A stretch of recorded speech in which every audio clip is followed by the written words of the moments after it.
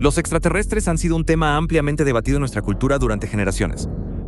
Desde un destello desconocido de luz en el cielo hasta los secretos guardados en el Área 51, muchos han atribuido a los extraterrestres la explicación de lo desconocido. Muy pocos, sin embargo, pueden afirmar haber tenido un encuentro cercano, y aún menos están listos para aceptar la verdad de sus experiencias. Tal es el caso de Barney y Betty Hill, en afirmar públicamente que fueron abducidos por extraterrestres. Hoy detallamos los relatos de la vida real de Barney y Betty Hill, los abducidos por extraterrestres más famosos. Barney y Betty Hill eran una pareja estadounidense de Portsmouth, New Hampshire, que afirmaron haber sido abducidos por extraterrestres en una zona rural de New Hampshire a finales de 1961. El incidente, que llegó a conocerse como la abducción de los Hill, fue el primer informe de abducción alienígena ampliamente difundido en los Estados Unidos. Barney trabajaba para el Servicio Postal de los Estados Unidos y Betty era trabajadora social.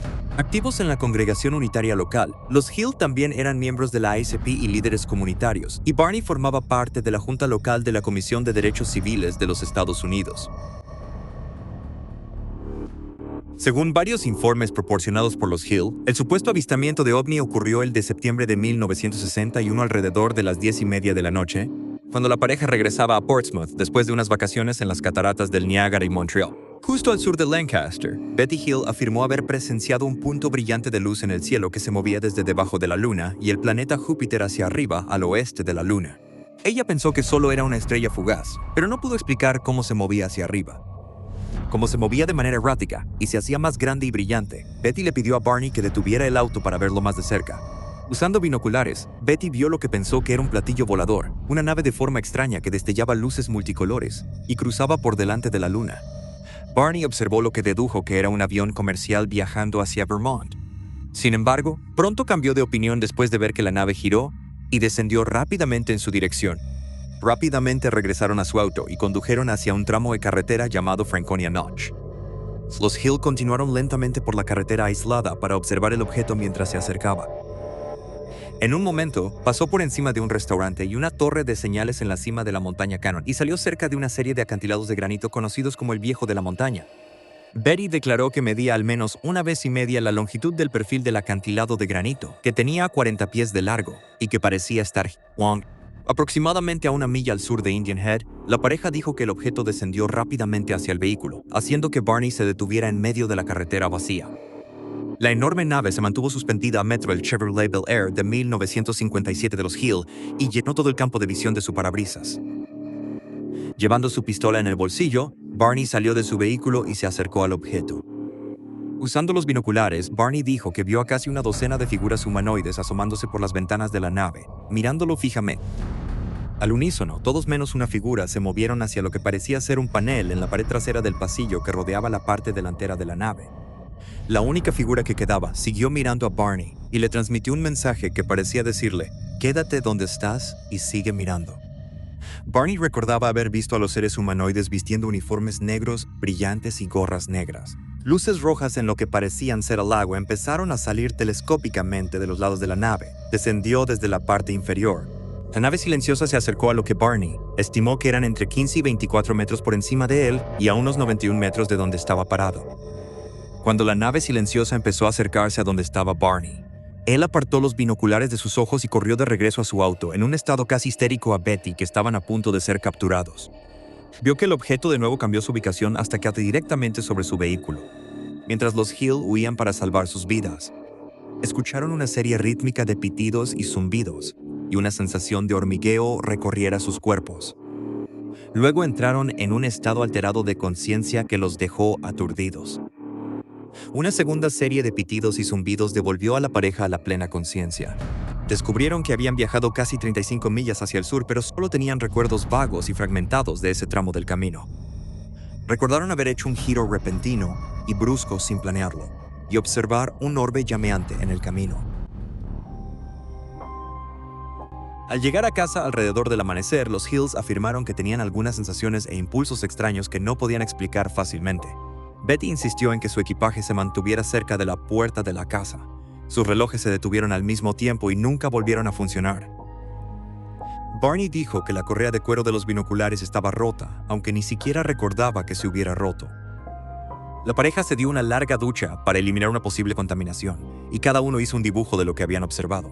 Perplejos, los Hill intentaron reconstruir la cronología de los hechos que vivieron al ver el ovni y conducir de regreso a casa, pero inmediatamente después de escuchar los zumbidos, sus recuerdos se volvieron incompletos y fragmentados. Después de dormir unas horas, Betty se despertó y guardó los zapatos y la ropa que había usado durante el incidente en su closet, notando que su vestido estaba rasgado en el dobladillo, el cierre y el forro. Había círculos concéntricos brillantes en la cajuela de su auto que no estaban ahí el día anterior. Betty y Barney experimentaron con una brújula, notando que cuando la acercaban a los puntos, la aguja reaccionaba y giraba rápidamente como si estuviera expuesta al magnetismo. El 21 de septiembre, Betty llamó por teléfono a la base de la Fuerza Aérea Pease para reportar su encuentro con un ovni, pero omitió algunos detalles por miedo a ser considerada excéntrica. Al día siguiente, el mayor Paul W. Henderson llamó a los Hill para una entrevista más detallada. El informe de Henderson determinó que los Hill probablemente habían confundido el planeta Júpiter, aunque esto después se cambió a condición óptica y datos insuficientes. Su informe fue enviado al Proyecto Libro Azul, el proyecto de investigación aérea de los Estados Unidos. A los pocos días del encuentro, Betty tomó prestado un libro sobre ovnis de la biblioteca local. Fue escrito por el mayor retirado del Cuerpo de Marines, Donald A. Kehoe, quien también era el jefe de NICAP, un grupo civil de investigación de ovnis. Una semana después del incidente, Betty le escribió a Kehoe relatando toda la historia e incluyendo detalles sobre las figuras humanoides que Barney había observado. Betty escribió que ella y Barney es para ayudar a recordar más de los eventos que ocurrieron. Su carta finalmente fue entregada a Walter N. Webb, un astrónomo de Boston y miembro de NICAP. Webb se reunió con los Hill aproximadamente un mes después de la carta inicial de Betty. En una entrevista de 6 horas, los Hill contaron lo que podían recordar del encuentro con el ovni. Barney afirmó que había desarrollado un bloqueo mental y sospechaba que había algunas partes de esa noche que no quería recordar. Describió en detalle todo lo que podía recordar sobre la nave y la apariencia de las criaturas humanoides a bordo. Webb declaró oficialmente que los Hill decían la verdad y que el incidente probablemente ocurrió exactamente como se informó, excepto por algunas pequeñas incertidumbres y cuestiones técnicas que deben ser toleradas a cualquier observación de este tipo donde interviene el juicio humano. A finales de noviembre de 1961, los Hill fueron entrevistados nuevamente, y en profundidad por miembros de NICAP. Esta vez, los Hill notaron que llegaron a casa más tarde de lo que esperaban. Les tomó 7 horas completar un viaje de 4 horas. Cuando los entrevistadores señalaron la discrepancia a los Hill, la pareja no tuvo explicación para la diferencia de tiempo. Afirmaron no recordar casi nada del tramo de 35 en Ashland en la Ruta 3 de Estados Unidos. Sin embargo, podían recordar la imagen de un orbe ardiente posado en el suelo, que ambos supusieron que debía ser la luna, hasta que les informaron que la luna se había ocultado más temprano esa noche. A finales de 1963, Barney le preguntó a un psiquiatra sobre el uso de la hipnosis para ayudar a recuperar recuerdos de esa noche. El psiquiatra remitió a los Hill a un hipnoterapeuta de Boston llamado Dr. Benjamin Simon. Al principio de sus conversaciones, el Dr. Simon determinó que el encuentro con el ovni le causó a Barney estaba dispuesto a admitir. Aunque Simon descartó la popular hipótesis extraterrestre como imposible, le parecía obvio que los Hill realmente creían haber presenciado un ovni con ocupantes de aspecto humano. De enero a junio de 1964, Simon realizó varias sesiones hipnotizando a Barney por separado para que no pudieran escuchar los recuerdos del otro. Al final, Simon descubrió que los recuerdos de Barney y Betty bajo regresión hipnótica eran consistentes entre sí. Posteriormente, los psiquiatras sugirieron que el supuesta abducción fue una alucinación provocada por el estrés de ser una pareja interracial en los años 60. Betty, desde su relación con Barney, era feliz y que su matrimonio interracial no causó ningún problema con sus amigos ni con su familia. La mayoría de los críticos atribuyeron el episodio de los Hill a una combinación de privación del estrés y recuerdos falsos recuperados bajo hipnosis. Un crítico llamado Jim McDonald llegó al punto de hacer un análisis detallado de su viaje, concluyendo que su experiencia fue provocada por la mala interpretación de una baliza de advertencia de aeronaves en la montaña Cannon, como un ovni.